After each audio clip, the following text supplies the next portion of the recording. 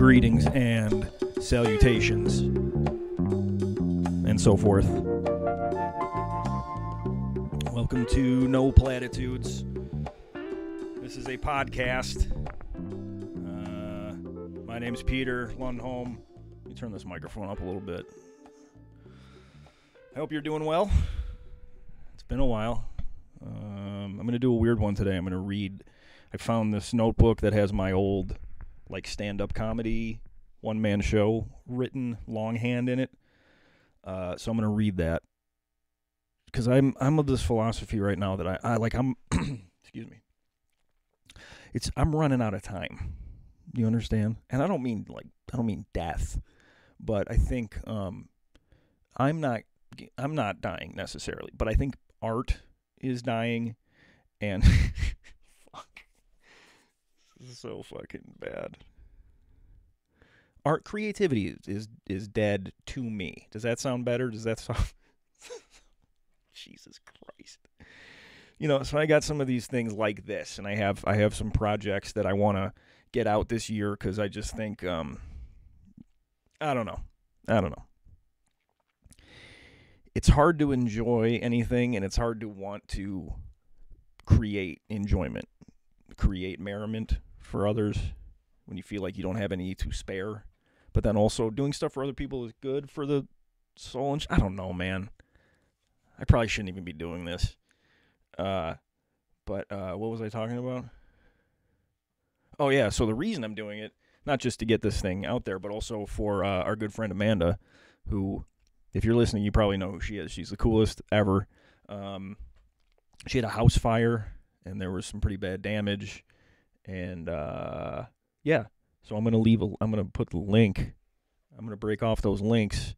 So if you can send her a donation, every little bit helps. She's like the coolest person ever and a big proponent of my creativity and stuff. So I guess, Amanda, sorry for the bad news that creativity is dead to me. Maybe you can support me when I move into my career selling patio furniture. All right, so let's hit it. I guess I'll try and perform this instead of just reading it. It's a little hard to read. The notebook's really jacked up. It looks kind of like the Unabomber manifesto. And my handwriting is maniacal, but yeah, I'll see if I can perform it. Let's do it like it's my tight five on Letterman. Hit it, boys.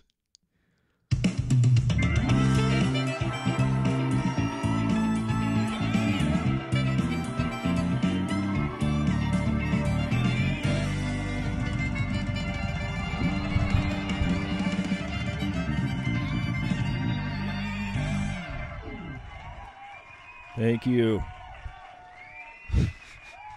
Thank you very much. Wow, what a nice response. What a great audience. I had a tremendous nap today. I put on C-SPAN. I used to be a golf nap guy, but I switched to C-SPAN. Golf is good for a nap. It's very quiet, soothing. Everyone waits their turn. It's kind of all my favorite things. Ticks all the boxes. The pacing of golf goes out of its way to sort of constrain overstimulation. It's one guy at a time. He takes one shot. People clap quietly, then the guy walks away. He literally leaves the area, and everybody stops applauding, and they follow him. It's incredible. Also, did you ever notice golfers always have really smooth names? Like, even the American guys have names that you have to say with a British accent. Approaching the tee. Dusty Springleaf, a promising young talent from St. Louis, Missouri. Springleaf's got about 15-foot putt here. Springleaf looking to place that ball in the warm embrace of the tin cup. Oh, Nap City. Nap City. Better than a morphine drip. But so C-SPAN's been doing it for me lately. That channel is literally 24/7 of just people thanking each other. Seriously, does anybody have the app? Turn on the C-SPAN app right now. I'd like to thank the esteemed congressman from North Carolina for calling this session. As the esteemed representative from North Carolina, I would like to reciprocate the appreciation that you've shown me. And then they, throw to some other wormy piece of shit, red-faced fuck. I'd like to go back to the topic we were discussing before about the shared feeling of appreciation we have for one another. Oh, I fall asleep in under a minute. Oh my God, I hate them so much. I like watching a lot of mafia documentaries. I'll always stay awake for a mafia documentary. I saw one about a really good one about John Gotti recently. You know what I don't get about Gotti? Why was it so hard to bust him? I mean, really, I was watching this documentary and they talked to this agent that was investigating him. And he's like, he's like wind burnt and exhausted, and he's just like, we spent $80 million and 12 years of our lives trying to convict John Gotti, and just we couldn't get him. We couldn't get anything to stick to him. And I was like, why not? They have microphones in his social club, and he's not even talking in code. They play the tapes of him, and he's just like, yep, I'm involved in an ongoing criminal enterprise. What can I say? I'm in the mafia. Hey, that's just what I do. Just go in and arrest him. Why didn't you guys just go in there and just fucking arrest him? Oh, it's because he's white.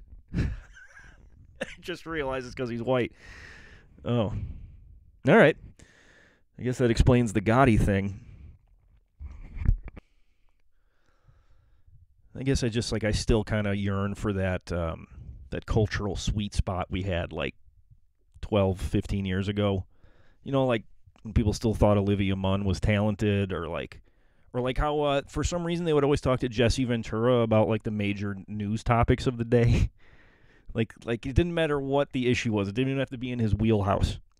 They would just be like, hey, here to talk about gay rights is Jesse Ventura for some reason.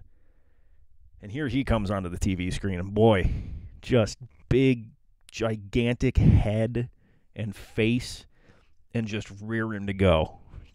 And Jesse's like, hey, I became a Navy SEAL specifically to fight for the right of all men to have sex with other men. And I'm sitting there just like, dude, God bless you, Jesse. That's what you went to war for? That's fucking awesome, dude. That's so sick. And here you are on my TV saying it with passion and saying it with just a gigantic head and face. Thanks a lot. Good night, everybody.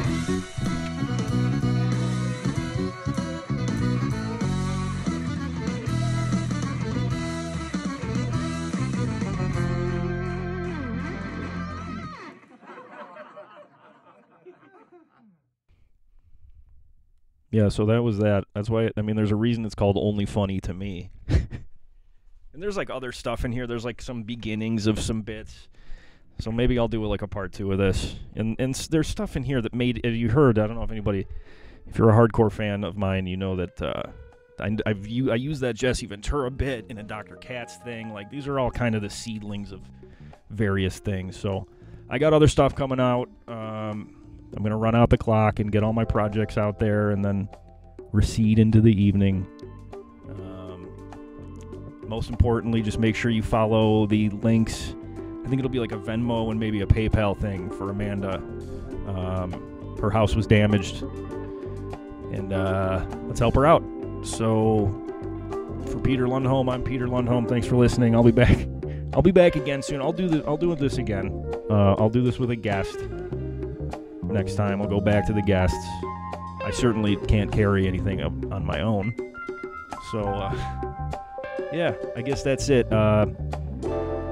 Amanda, this was for you. Love you. Everybody else, I'll see you down the road.